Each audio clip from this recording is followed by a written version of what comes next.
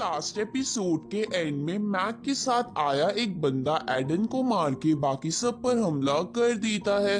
अब आगे तो एपिसोड 10 की शुरुआत में ये देखकर सभी चौंक जाते हैं। तभी वहां पर मैक की फैमिली के दो बड़े लोग आते हैं जो खुद भी उस खजाने को पाना चाहते थे।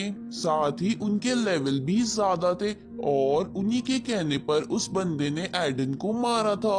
अब उन्हें वहां देखकर मैक के टीममेट्स उन्हें ग्रीट करते हैं। अब वो दोनों मैक के साथी से पूछते हैं कि क्या इस बार हमारे घराने की चुड़ैल भी यहाँ आएगी, जिस पर मैक का टीममेट आर्लो कहता है कि वो इस बार बिजी है। इधर लॉगन अपने टीममेट्स के मरने की वजह से गुस्से में था, तो जेफरी उसे समझाता है कि तुम अपना गुस्सा शांत रखो, ये हमारी तरह ही ड्रैगन्स है और गलती करने पर ये हम पे रहम नहीं करेंगे। तभी वो दोनों उन सबको कहते हैं कि जल्दी से दरवाजा खोलो और जो जो हमारी रिस्पेक्ट करेगा उन्हें हम थोड़ा बहुत खजाना दे देंगे। उसी वक्त वहाँ पर दो और क्लाइन के पूर्वज आ जाते हैं, जिनमें से एक डेल्टन के पूर्वज थे। ये देखकर ड्रैगन क्लैन के पूर्वज कहते हैं कि बेशक तुम सब यहाँ आ गए हो पर हम तुम्हें नहीं जीतने देंगे। तो डेल्टन के पूर्वज कहते हैं कि पहले मेंशन के अंदर चल लेते हैं, बाकी बाद में डिसाइड कर लेंगे,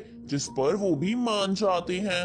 और अब एक एक करके सभी अपनी तलवार मेंशन के गेट के लॉक में लगाने लगते हैं, लेकिन मैक इसके लिए मना कर देता है और कहता है कि हमें अंदर जाने से पहले कुछ रूल्स बनाने होंगे। तो ड्रैगन क्लैन के पूर्वज कहते हैं कि मैं तुम्हें अभी मार दूंगा, जिस पर मैं कहता है कि आप भूलिए मत, मैं इन तलवारों को डिस्ट्रॉय कर सकता हूँ। तो ये सुनकर वो रुक जाते हैं। इसके बाद मैक जन से कहता है कि तुम्हारे मास्टर से कोई पंगे नहीं लेना चाहेगा, इसलिए तुम ही रूल बनाओ। तो जिन कहता है कि अगर मेंशन के अंदर का खजाना 9 लोगों के लिए नहीं हुआ तो कोई भी उस खजाने को नहीं लेगा, और अगर खजाना 9 लोगों से ज्यादा के लिए हुआ तो हम 9 के मल्टीपल्स तलवारों के अकॉर्डिंग उसे बांट लेंगे और बाकी बचे हुए का डिसीजन हम पावर से लेंगे।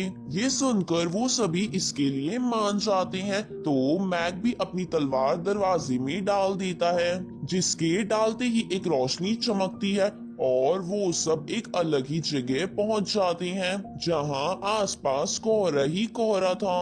तो वो सब आसपास देखने लगते हैं। तभी एक आवाज उन्हें कहती है कि मेरा नाम जस्टिन है और मैं इस मेंशन का मालिक हूँ। साथ ही जहाँ तुम खड़े हो वो एक इल्यूशनरी प्लेस है। उसी वक्त वहाँ एक अजीब सा म्यूजिक बजने लगता है, जिसकी वजह से उन सब का सिर घूमने लगता है। लेकिन कायरा बिल्कुल ठीक थी क्योंकि उसका अपने माइंड पर पूरा कंट्रोल था। अब ये देखकर सभी मेडिटेट करना शुरू कर देती हैं ताकि वो आवाज उन पर भारी ना पड़े। लेकिन उनमें से लोगन और कई लोग उस आवाज को नहीं सह पा रहे थे, जिसकी वजह से उन्हें डरावने विजन आ रहे थे और वो इधर उधर हमला करके बाकी लोगों को मार रहे थे। इस तरफ वो आवाज जिन पर भारी पड़ने लगती है, जिससे उसे अपने फादर और सीबल के सपने आ रहे थे जिन्हें कोई मार रहा था। तो जिन उन्हें बचाने के लिए इधर उधर हमला करने लगता है। साथ ही उसे अपने दुश्मनों के भी सपने आ रहे थे जो उसे मारने की कोशिश करती हैं। ये देखकर जिनको पता था कि ये सब चीजें फेक है, लेकिन वो खुद पर कंट्रोल नहीं कर पा रहा था। तभी कायरा अपना म्यूजिक इंस्ट्रूमेंट बजाने लगती है, जिसकी वजह से जेन ठीक हो जाता है और इसी के साथ ये एपिसोड यहीं खत्म होता है। तो एपिसोड 11 की शुरुआत में हम देखते हैं कि कायरा के म्यूजिक की वजह से वो सभी लोग भी ठीक हो जाते हैं और साथ ही वो म्यूजिक भी बंद हो चुका था, जिसके बाद वो सब अपने आप को हील करने लगते हैं। तभी जस्टिन की आवाज फिर से आती है और वो उन्हें कहता है कि तुमने इल्यूशनरी वर्ल्ड को क्रॉस कर लिया है, लेकिन खजाना अभी भी बहुत दूर है, जिसे पाने के लिए तुम्हारे अंदर 3 चीजें होनी चाहिए, लक, पावर एंड स्ट्रेंथ, जिनमें से लक को तो तुमने क्रॉस कर लिया है और अगले पड़ाव के लिए तुम्हें नॉर्थ की तरफ जाना होगा। ये सुनकर वो सब नॉर्थ की तरफ जाने लगते हैं, जहाँ उन्हें पहाड़ों के बीच एक खूबसूरत महल महल दिखता है जो सोने और अद्भुत धातु से बना था। अब ये देखकर वो सभी पूर्वज वहाँ लगी सोने की चेयर और टेबल को निकालने लगते हैं जिन्हें वो खजाना समझ रहे थे, पर वो सभी चीजें शील्ड से प्रोटेक्टेड थी और निकाली नहीं जा सकती थी।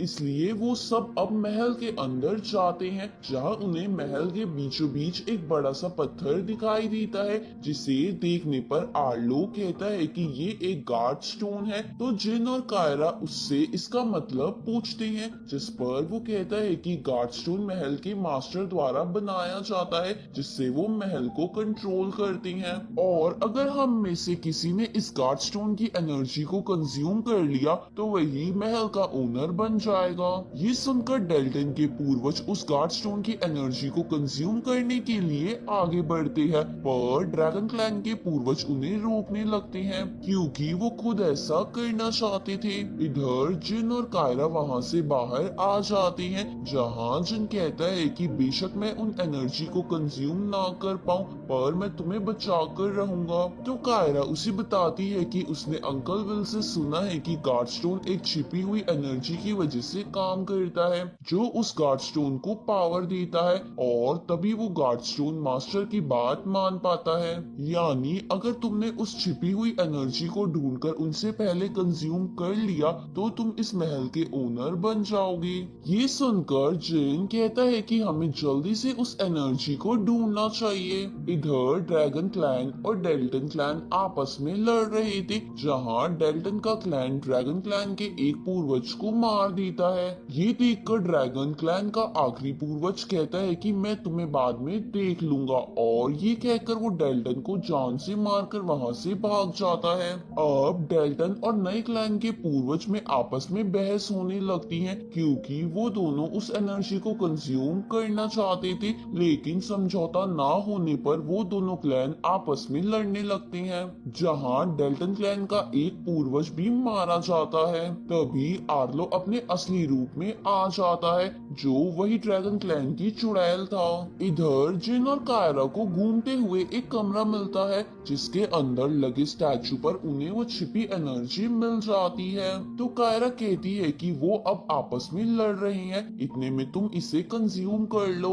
इसलिए जिन उसे कंज्यूम करने के लिए बैठ जाता है। दूसरी तरफ आर्लो यानी वो चुड़ैल उन दोनों क्लैन पर हमला कर देती है जिनमें डेल्टन क्लैन के एक पूर्वज और मारे जाते हैं। ये देखकर आखिरी पूर्वज उस पर हमला करने की पूरी कोशिश करते हैं, तभी दूसरे नए क्लैन के पूर्वज भी आर्लो पर हमला कर देते हैं जिसकी वजह से वो थोड़ी कमजोर पड़ जाती है, लेकिन कुछ मंत्र पढ़ के वो अपनी एनर्जी और बढ़ा लेती है और फिर से उनसे लड़ने लगती है। इस तरफ जिन उस एनर्जी को कंज्यूम कर रहा था, इधर आर्लो उन सबको इंजर्ड करके खुद एनर्जी कंज्यूम करने बैठ जाती है। उसी वक्त जेफरी के साथ आए उसके टीममेट्स ड्रैगन्स में बदलकर आर्लो पर हमला कर देता है जो असलियत में जेफरी के टीममेट्स थे, लेकिन वो जेफरी के सैनिक होने का नाटक कर रहे थे।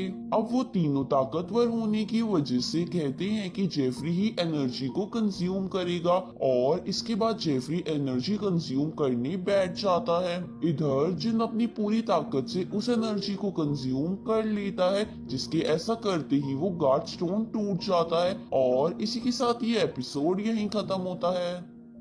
तो एपिसोड 12 की स्टार्टिंग में जेफरी और उसके साथी गार्ड स्टोन को गायब होते देख हैरान हो जाते हैं, तो आर्लो उनका मजाक उड़ाने लगती है।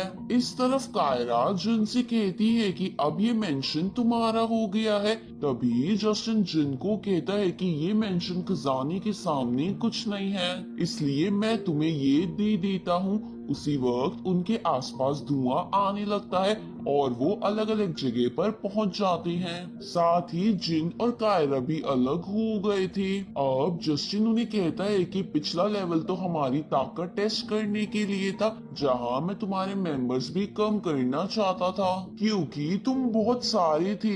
ये सुनकर वो पूर्वज जस्टिन को गालियां देने लगती हैं। अब जस्टिन उन्हें बोलता है कि मैं इमोर्टल वर्ल्ड के मिस्टिक लेवल से हूँ, जिस पर डेल्टन क्लैन का पूर्वज कहता है कि ये तो बहुत ही ज्यादा रेयर कल्टीवेशन लेवल है। तभी जिन जस्टिन से पूछता है कि तुमने मुझे कायरा से अलग क्यों कर दिया, तो जस्टिन बोलता है कि खजाना बहुत ही ज्यादा कीमती है, इसलिए तुम्हें बिना किसी की मदद के उसे पाना होगा। अब हम देखते हैं कि उन सब के सामने दो दरवाजे हैं, एक हेल का और एक हेवन का। उसी वक्त जस्टिन उन सबको बताता है कि तुम्हें इन दोनों दरवाजे में से एक दरवाजे को चुनकर अंदर जाना होगा, जहां इन दोनों दरवाजों के अंदर एक एक रास्ता है, जिसमें हेवन वाला रास्ता बहुत ही सेफ है, जिसमें तुम्हें कोई तकलीफ नहीं आएगी। पर इस रास्ते को कवर करने में लगभग 100 साल लग जाएंगे। लेकिन अगर तुम हेल का रास्ता चुनते हो तो वो बहुत ज्यादा छोटा है, साथ ही बहुत ज्यादा खतरनाक भी। जिस रास्ते के ऊपर चढ़ते ही हेल की बिजलियां और वहां का मौसम तुम्हें जान से मारने की कोशिश करेगा। अब वो सब एक एक कर अपना रास्ता चुनने लगते हैं। इधर जिन सोचता है कि अगर वो हेवन में गया तो वो कई 100 सालों तक कायरा से नहीं मिल पाएगा, इसलिए वो हेल का रास्ता चुन लेता है।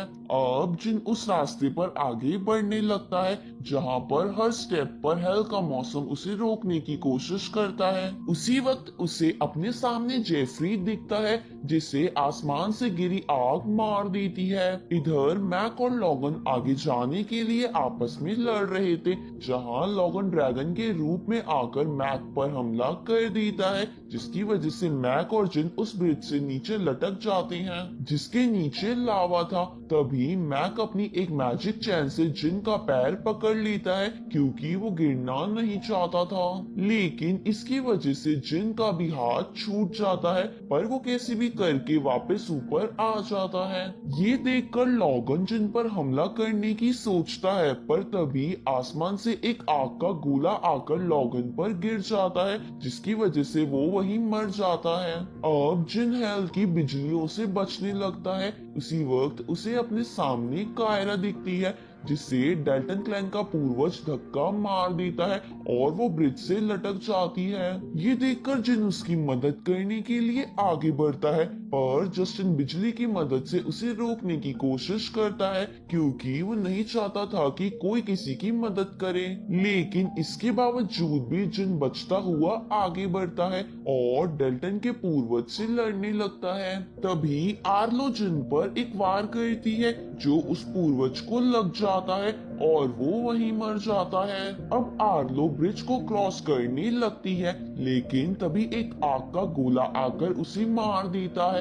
इधर जिन कायरा को बचाने की कोशिश करता है, पर वो दोनों ही नीचे लावा में गिर जाते हैं। लेकिन गिरते ही वो फिर से कहीं और पहुंच जाते हैं। अब आँख खुलने पर जिन कायरा को जिंदा देखकर बहुत खुश हो जाता है और वो दोनों एक दूसरे को किस कर लेते हैं। इधर हेल वाले बाकी बंदे भी जिंदा थे, जो एक दूसरे को देखकर हैरान हो जाते हैं। उसी वक्त जस्टिन उन्हें कहता है कि तुमने अपने डर का सामना करके हेल का रास्ता चुना, इसलिए तुम सब बच गए, नहीं तो हेवन वाले सभी लोग मार दिए गए। इसके बाद जस्टिन उन्हें एक और मेंशन दिखाता है और कहता है कि इसके अंदर ही खजाना है, जाओ और ले लो। लेकिन तुम कितना खजाना ले पाओगे ये तुम्हारी एबिलिटी पर डिपेंड करेगा। और इसी के साथ एपिसोड 12 और सीजन 3 यहीं खत्म होता है।